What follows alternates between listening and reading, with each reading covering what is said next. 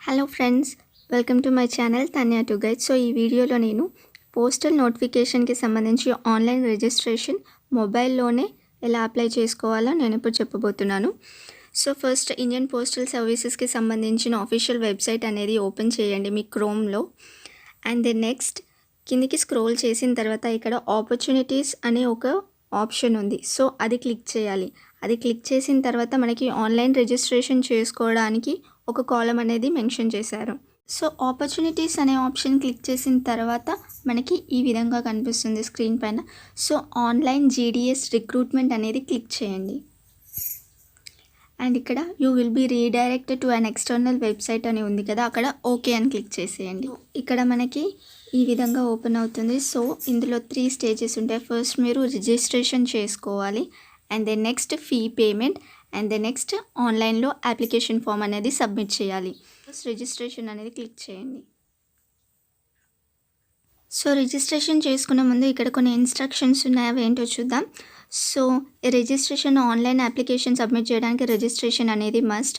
And ఒక student ఒక registration మాత్రమే చేసుకోవాలి. అండ్ మనం రిజిస్ట్రేషన్ చేసుకోవడానికి ఏ నెంబర్ అయితే ఇస్తున్నామో అది ఒక ఫోన్ నెంబర్ తోటి ఒకరు మాత్రమే రిజిస్టర్ చేసుకోవాలి. సో మీరు మీ నెంబర్ని సబ్మిట్ చేసేటప్పుడు ఇదివరకు మీ ఫ్యామిలీ మెంబర్స్లో ఇఫ్ ఇన్ కేస్ ఎవరైనా ఆ నెంబర్తో రిజిస్టర్ అయ్యారా అని చెక్ చేసి చేయండి. And maximum me personal number ఇవ్వడానికి ట్రై చేయండి అది.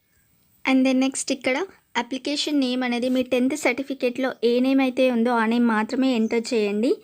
అండ్ ఫాదర్ నేమ్ కూడా సర్టిఫికేట్లో ఉన్న విధంగానే ఎంటర్ చేయండి. అండ్ ఇక్కడ మొబైల్ నెంబర్ వచ్చేసి చాలా మ్యాండేటరీ, బికాస్ మీకు ఒక రిజిస్ట్రేషన్ నెంబర్ అండ్ ఓటీపీ కానీ ఫర్దర్ ప్రొసీడింగ్స్ అన్నీ త్రూ మొబైల్ ద్వారానే జరుగుతాయి కాబట్టి మొబైల్ నెంబర్ ఇవ్వండి.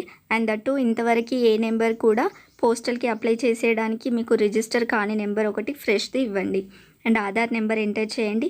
అండ్ ఈమెయిల్ ఐడి మ్యాండేటరీ అయితే కాదు. Next date of birth. Age eligibility criteria వచ్చేసి 18 to 40 ఇయర్స్ వాళ్ళు మాత్రమే అప్లై చేసుకోవాలి.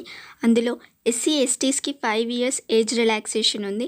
అండ్ ఓబీసీ వాళ్ళకి 3 ఇయర్స్ ఏజ్ రిలాక్సేషన్ అనేది ఉంది.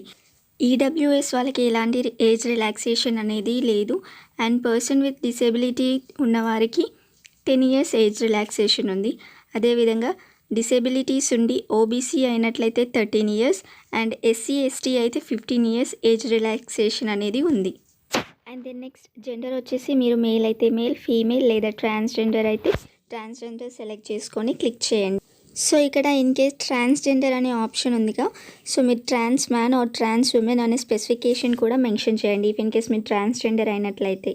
అండ్ దెన్ నెక్స్ట్ మీ కమ్యూనిటీ అనే ట్యాబ్లో 4 ఆప్షన్స్ ఉన్నాయి. సో అందులో మీది ఏ కమ్యూనిటీ అయితే అది సెలెక్ట్ చేసుకోండి. ఇఫ్ ఇన్ కేస్ మీరు ఎకనామిక్ వీకర్ సెక్షన్స్ అయినట్లయితే ఎస్ ఆర్ నో అనే ఆప్షన్ కూడా కింద ఒక ట్యాబ్ మీకు ఇచ్చారు. ఇఫ్ ఇన్ కేస్ ఎస్ అయితే మీరు ఈడబ్ల్యూఎస్ సర్టిఫికేట్ అప్లోడ్ చేయాల్సి ఉంటుంది. And at the same time దాని వ్యాలిడ్ డేట్ కూడా మెన్షన్ చేయాల్సి ఉంటుంది. And are you a person with disability అని ఉంది కదా, ఇఫ్ ఇన్ కేస్ ఎస్ అయితే ఎస్ అని, లేకపోతే నో అని ఇవ్వండి. అండ్ మీ టైప్ ఆఫ్ డిసేబిలిటీ కూడా మెన్షన్ చేయండి. అండ్ మీ డిసేబిలిటీ ఏ కేటగిరీయో కూడా మెన్షన్ చేయండి. Circle in which 10th passed అని అంటే మీరు ఇప్పుడు తెలంగాణ, ఏపీయా, మీది ఏ స్టేట్ అయితే ఆ స్టేట్ ఇవ్వండి. And then next year of passing 10th మీ అకాడమిక్ ఇయర్ని. And next whether passed 10th in regular mode or compartmental అనే ఆప్షన్ ఉంటుంది. ఇఫ్ ఇన్ కేస్ రెగ్యులర్ అయితే ఫస్ట్ అటెంప్ట్ అని క్లిక్ చేయండి. And can you ride a bicycle, if yes అయితే yes అని, లేదా no. Whether employed and whether employer NOC is available. Enter the text shown before. So మీకు పక్కన ఒక captcha కనిపిస్తుంది కదా, అది ఎంటర్ చేయండి. అండ్ ప్రివ్యూ అని కంపల్సరీ క్లిక్ చేయండి. క్లిక్ చేసిన ఇక్కడ 2 సెంటెన్సెస్ ఉన్నాయి కదా, అవి రెండిటిపైన క్లిక్ చేసి సబ్మిట్ అని క్లిక్ చేయండి. అండ్ నెక్స్ట్ మీకు ఇలా ఒక ప్రొఫార్మా వస్తుంది. సో మీకు ఇలా వస్తుంది. సో ఇది సక్సెస్ఫుల్ రిజిస్ట్రేషన్ అయిపోయిన తర్వాత మీకు వస్తుంది.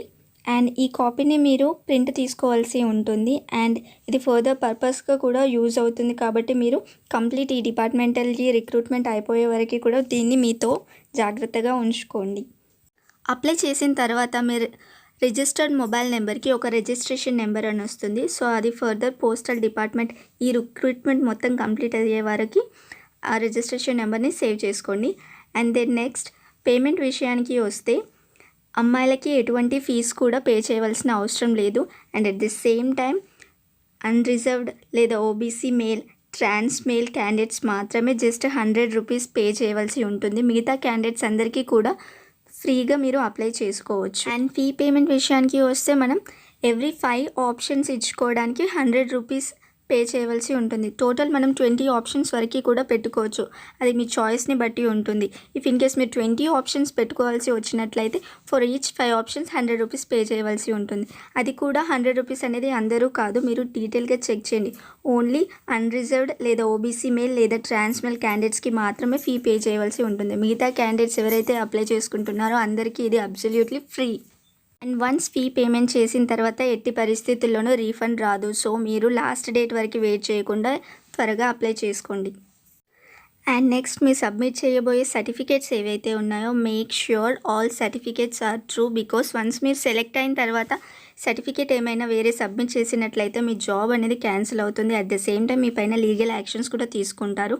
ఇంకో ఇంపార్టెంట్ పాయింట్ ఏంటంటే department of post does not make calls for any purpose. So గుర్తుంచుకోండి. రిజిస్ట్రేషన్ ఫామ్ ప్రింట్ తీసుకున్న తర్వాత అండ్ నెక్స్ట్ బ్యాక్ వచ్చేసి మళ్ళీ ఆఫీషియల్ వెబ్సైట్లో ఇక్కడ ఫీ పేమెంట్ అని కనిపిస్తుంది కదా. సో ఎవరైతే అభ్యర్థులు ఫీ పే చేయాల్సి ఉంటుందో మీరు ఫీ పే చేసిన తర్వాత అప్లై ఆన్లైన్ అనేది ప్రొసీజర్ మీకు స్టార్ట్ అవుతుంది. అండ్ ఫీ పేమెంట్ లేని వాళ్ళు ఎవరైతే ఉన్నారో డైరెక్ట్ అప్లై ఆన్లైన్ పైన క్లిక్ చేసి మీ ప్రాసెస్ని అనేది స్టార్ట్ చేయండి. ఆన్లైన్ అప్లికేషన్ సరిగా సబ్మిట్ అవ్వాలి అంటే మనం ఫస్ట్ అప్లికేషన్ ఫామ్ ఫిల్ చేసిన తర్వాత డాక్యుమెంట్స్ అప్లోడ్ చేయాలి. And then next post preference ఇవ్వాలి అండ్ ప్రివ్యూ తీసుకోవాలి. ఈ కంప్లీట్ ప్రాసెస్ జరిగిన తర్వాత మాత్రమే మన అప్లికేషన్ అనేది సబ్మిట్ అయినట్టు అవుతుంది. ఇప్పుడు అప్లికేషన్ ఆన్లైన్లో ఫిల్ చేయాలంటే అప్లై ఆన్లైన్ క్లిక్ చేసిన తర్వాత మీకు ఈ విధంగా ఫామ్ వస్తుంది. సో ఫస్ట్ మన రిజిస్ట్రేషన్ నెంబర్ అనేది ఎంటర్ చేయాలి. అండ్ దెన్ నెక్స్ట్ మీరు ఏ సర్కిల్కి అయితే అప్లై చేసుకున్నారో ఆ సర్కిల్ చూస్ చేసుకోండి అండ్ సబ్మిట్ క్లిక్ చేయండి. తర్వాత మీరు ఏ నెంబర్తో అయితే రిజిస్ట్రేషన్ కంప్లీట్ చేసుకున్నారో ఆ మొబైల్ నెంబర్కి మీకు ఒక ఓటీపీ అనేది వస్తుంది. ఆ ఓటీపీని ఇక్కడ ఎంటర్ చేసి నెక్స్ట్ అని క్లిక్ చేయండి. సో తర్వాత మనకి ఇలా వస్తుంది. పైన మీ డీటెయిల్స్ అన్నీ సరిగా ఉన్నాయా లేదా చెక్ చేసుకోండి. అండ్ కింద మీ అడ్రస్ డీటెయిల్స్ అడుగుతుంది. కంప్లీట్ అడ్రస్ డీటెయిల్స్ ఇచ్చిన తర్వాత మీ క్వాలిఫికేషన్కి రిలేటెడ్ సర్టిఫికేట్స్ అనేది సబ్మిట్ చేయవలసి ఉంటుంది. ఇప్పుడు మీరు 10th డీటెయిల్స్ ఎంటర్ చేసేటప్పుడు మేక్ ష్యూర్ మీ బోర్డ్ అనేది కరెక్ట్గా ఎంటర్ చేయండి. And next select result type దగ్గర ఇఫ్ ఇన్ కేస్ మార్క్స్ అయితే మార్క్స్ లేకపోతే గ్రేడ్. సో గ్రేడ్స్ లేదా మార్క్స్ ఎంటర్ చేసిన తర్వాత సేవ్ అండ్ కంటిన్యూ అని క్లిక్ చేయండి. ఇక్కడ మీ ఫోటో అప్లోడ్ చేయండి, signature, 10th class memo. If in case మీరు ఫస్ట్ అటెంప్ట్లో పాస్ కానట్లయితే మీ supplementary certificate and computer certificate if in case మీకు ఉన్నట్లయితే అప్లోడ్ చేయండి.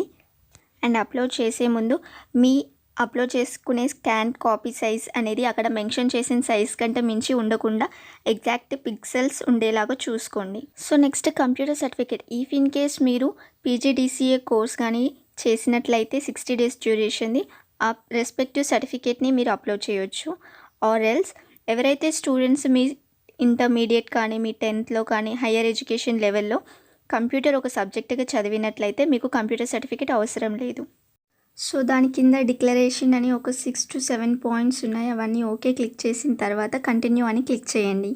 నెక్స్ట్ మనకి ఇలా మన డీటెయిల్స్తో పాటు మన క్యాస్ట్ సర్టిఫికేట్ని ఎంటర్ చేయమని ఒక ఆప్షన్ వస్తుంది. సో మీ క్యాస్ట్ సర్టిఫికేట్ని స్కాన్డ్ కాపీని ఎంటర్ చేసి ఇక డిక్లరేషన్ దగ్గర టిక్ మార్క్ క్లిక్ చేసి కంటిన్యూ అని ప్రెస్ చేయండి. సో మనకి ఇలా లెఫ్ట్ సైడ్ మన డీటెయిల్స్తో పాటు right side maximum allowed options 20 and number of fee receipts paid not applicable ఉంది. సో నాకు ఫీ ఎలాంటిది ఉండదు. టోటల్ 20 ఆప్షన్స్ ఉన్నట్లయితే నేను ఇంకే ఆప్షన్ పెట్టుకోలేదు కాబట్టి యూజ్డ్ ఆప్షన్ 0 అని ఉంది. అండ్ ప్రతి రౌండ్లో మనకి ఓన్లీ 5 ఆప్షన్స్ పెట్టుకోవడానికి ఛాన్స్ ఉంది. ఇఫ్ ఇన్ కేస్ మళ్ళీ మనం నెక్స్ట్ 5 ఆప్షన్స్ పెట్టుకోవాల్సి వచ్చినట్లయితే ఆఫీషియల్ వెబ్సైట్కి వెళ్ళిన తర్వాత apply online and direct click చేయండి. క్లిక్ చేసిన తర్వాత మీ register number and date of birth enter చేసినాక మనకి మళ్ళీ ఇంకో 5 ఆప్షన్స్ పెట్టుకోవాల్సి ఉంటుంది. ఎవరైతే స్టూడెంట్స్కి ఫీజ్ లేని వాళ్ళైతే డైరెక్ట్ ఆప్షన్స్ పెట్టుకోవచ్చు. బట్ ఫీ పే చేయవలసి ఉండే క్యాండిడేట్స్ ఎవరైతే ఉన్నారో వారు ఫీ పే చేసిన తర్వాత మాత్రమే మళ్ళీ ఇంకా నెక్స్ట్ 5 ఆప్షన్స్ పెట్టుకోవడానికి ఛాన్స్ ఉంటుంది. అలా మనం 20 ఆప్షన్స్ వరకు పెట్టుకోవచ్చు. ఫస్ట్ 5 ఆప్షన్స్ అయిపోయిన తర్వాత మళ్ళీ మీరు ఆప్షన్స్ పెట్టుకోవాలి అనుకున్నప్పుడు మీకు ఇలా registration number, circle for applying and date of birth details అడుగుతారు. సో ఇలా ఒక 10 minutesలో మన మొబైల్లోనే మనం పోస్టల్‌కి అప్లై చేసుకోవచ్చు. అండ్ దానికి అప్లై చేసుకోవడానికి డిస్క్రిప్షన్‌లో నేను లింక్ ప్రొవైడ్ చేస్తాను. అండ్ దీనికి లాస్ట్ డేట్ వచ్చేసి ఫిబ్రవరి 26 వరకి ఉంది. మనకి ఆంధ్రప్రదేశ్‌లో 2296 పోస్ట్ వేకెన్సీస్ ఉన్నాయి. అండ్ తెలంగాణలో 1150 పోస్ట్ వేకెన్సీస్ అనేవి ఉన్నాయి. అండ్ ఢిల్లీలో 233 పోస్ట్ వేకెన్సీస్ ఉన్నాయి.